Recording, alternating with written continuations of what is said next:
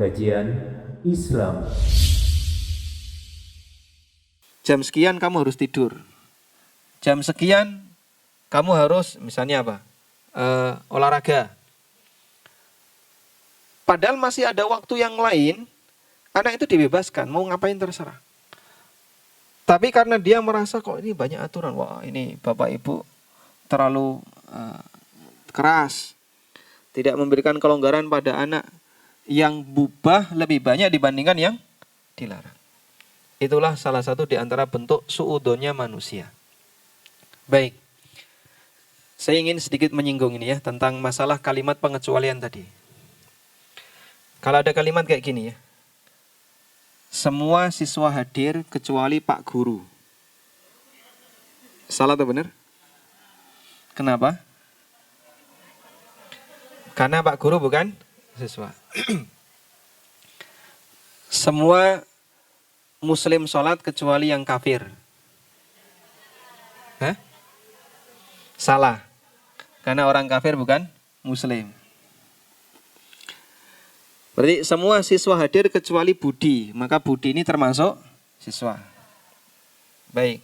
Kalau ada kalimat kayak gini. Semua malaikat sujud kecuali iblis.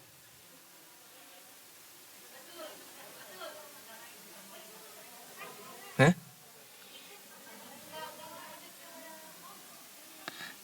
Semua siswa hadir kecuali Pak Guru. Salah atau benar? Kenapa? Pak Guru bukan? Semua malaikat sujud kecuali iblis. Kok salah?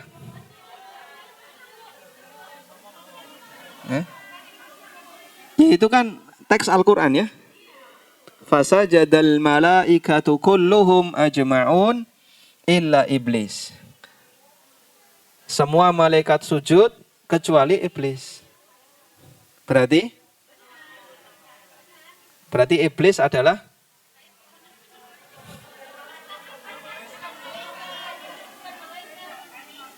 iblis malaikat atau bukan? Berarti kalimat tadi ya, semua siswa hadir kecuali Pak Guru. Betul.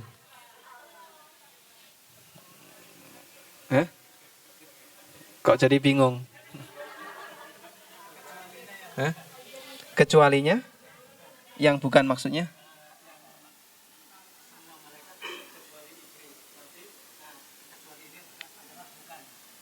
Kecualinya adalah bukan maksudnya. Iblis malaikat atau bukan? Apa dalilnya?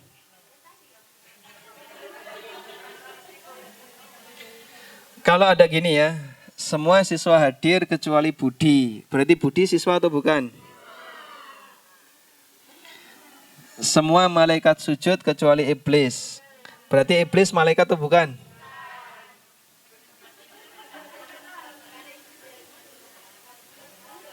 Iblis bukan malaikat, dalilnya ada di surat Al-Kahfi. Allah Ta'ala berfirman, Kana minal jinni fafasaqa an amri rabbi afatattakhidunahu wa dzurriyyatahu awliya. Iblis itu dari golongan jin, ya, kana minal jinni fafasaqa an amri rabbi, dan dia ingkar terhadap perintah Allah. Berarti iblis bukan malaikat. Terus bagaimana dengan kalimat ini? Nah, di sini para ulama ahli bahasa mengatakan pengecualian dalam bahasa Arab itu ada dua. Pengecualian itu artinya atau dalam bahasa Arab diistilahkan dengan istitsna. Pernah belajar ini? Oh, enggak pernah. Enggak jadi kalau gitu ya. Jadi pengecualian dalam bahasa Arab itu disebut istitsna. Nah, pengecualian itu ada dua. Ada yang muttasil, ada yang munfasil. Ada mat wajib muttasil, ada mat jaiz munfasil. Paham ya istilah muttasil dan munfasil? Muttasil itu artinya apa? Oh, lupa, itu kan pelajaran TPA dulu tuh Ustadz. Ini sudah gede-gede kayak gini ya, sudah berapa tahun ya? Contoh mat wajib mutasil apa? Sudah lupa mas? Lupa. Masya Allah. Mutasil artinya apa? Nyambung. Munfasil artinya terpisah. Istisna mutasil, pengecualian yang nyambung, itu artinya antara kata yang dikecualikan dengan yang terkecualikan sejenis. Contohnya, semua siswa hadir kecuali Budi. Berarti Budi ini siswa. Yang munfasil, yang nggak nyambung, itu kalau nggak sejenis. Nah, kalau yang nggak nyambung itu diterjemahkan dengan akan tetapi. Sehingga terjemah yang lebih tepat, semua malaikat sujud, akan tetapi iblis nggak mau sujud. Ya. Kata illah di ayat itu lebih tepatnya diterjemahkan akan tetapi. Walakin. Akan tetapi iblis nggak mau sujud. Sehingga iblis bukan termasuk malaikat. Karena ada sebagian orang yang berkeyakinan iblis masuk malaikat gara-gara kalimat ini. Semua malaikat sujud kecuali iblis, berarti iblis malaikat. Padahal di surat Al-Kahfi Allah sudah menyatakan iblis bukan termasuk malaikat. Wallahu a'lam. Baik. Selanjutnya saya juga menyebutkan di buku ini di halaman 8 bahwa Nabi SAW tidak menciptakan akad transaksi. Judulnya ya. Sehingga ketika Bapak Ibu ditanya, sebutkan satu contoh akad yang diajarkan Rasulullah SAW. Nemu enggak? Sebutkan satu contoh akad yang diajarkan Nabi SAW. Contohnya Bang. Akad nikah ya. Kita enggak bahas itu ya. Sebutkan satu contoh akad yang diajarkan Nabi SAW. Jawabannya, enggak ada. Enggak ada.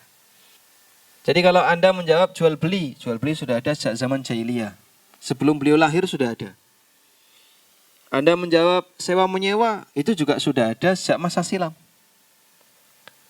Sehingga Nabi SAW itu tidak menciptakan dan membuat akad, tapi beliau ngajari batasan bagian yang enggak boleh dari akad yang dilakukan oleh manusia.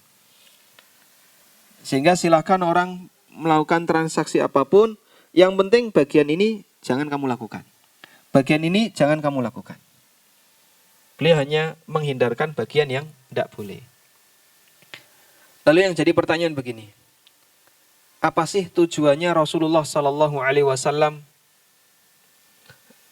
membatasi seperti itu, melarang seperti ini? Karena ada sebagian orang yang merasa jadi orang Muslim itu repot, ya. Dikit-dikit tidak boleh, ini dilarang, tidak boleh. Apa sih tujuannya? Pertanyaannya begini, setiap aturan itu pasti ada tujuan kan gitu ya.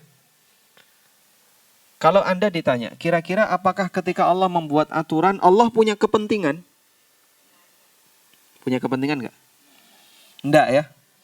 Kalau anggota DPR membuat undang-undang, punya kepentingan nggak? Mungkin. Ya. Atau pemerintah membuat aturan, mungkin nggak ada kepentingannya? Mungkin. Itu manusia. Tapi kalau Allah membuat aturan, apa kepentingan Allah? Nggak ada.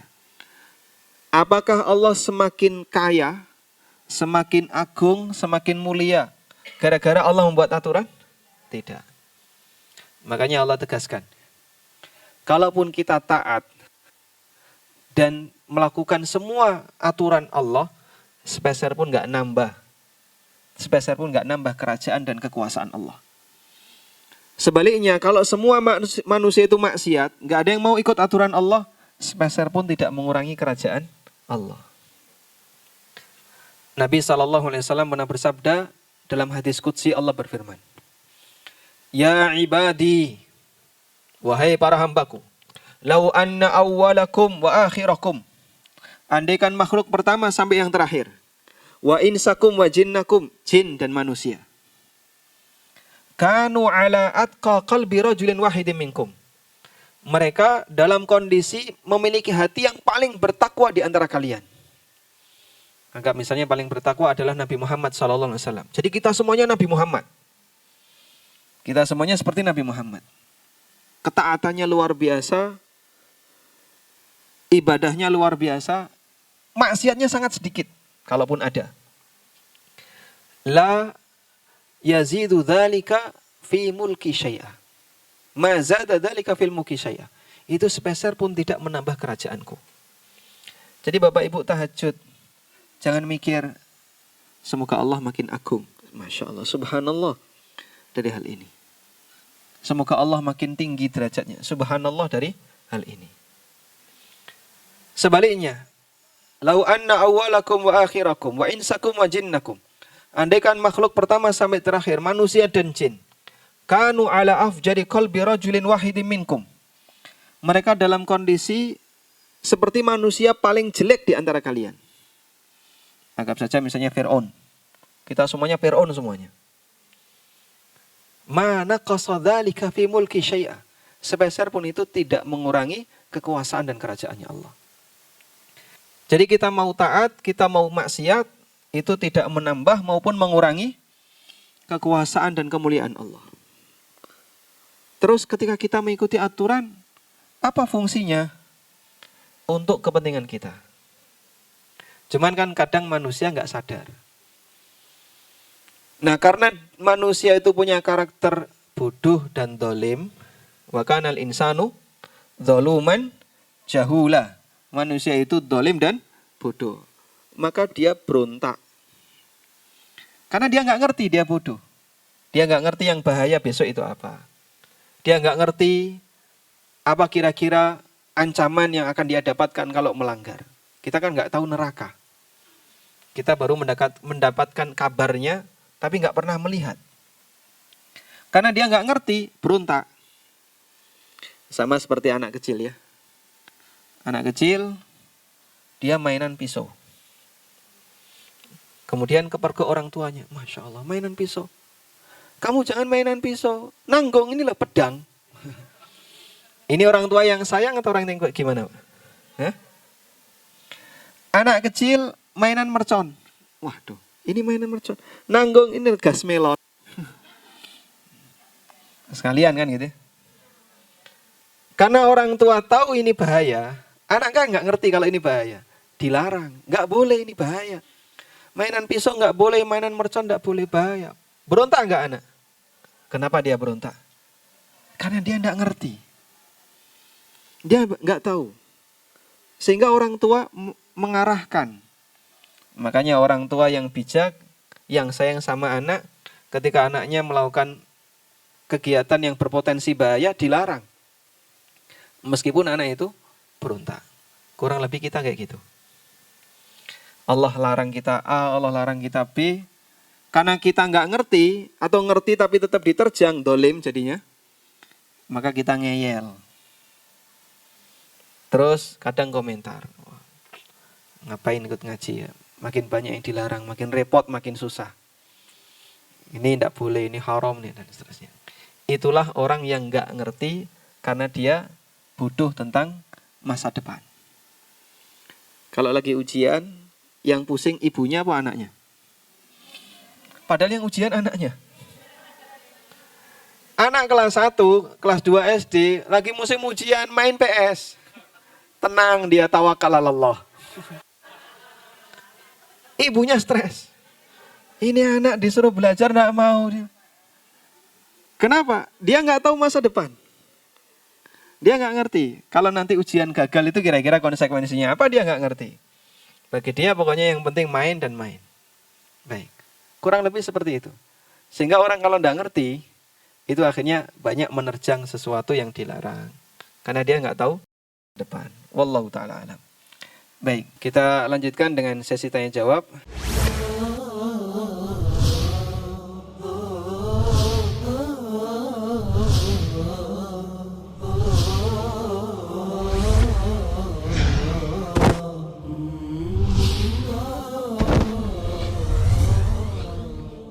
Kajian Islam.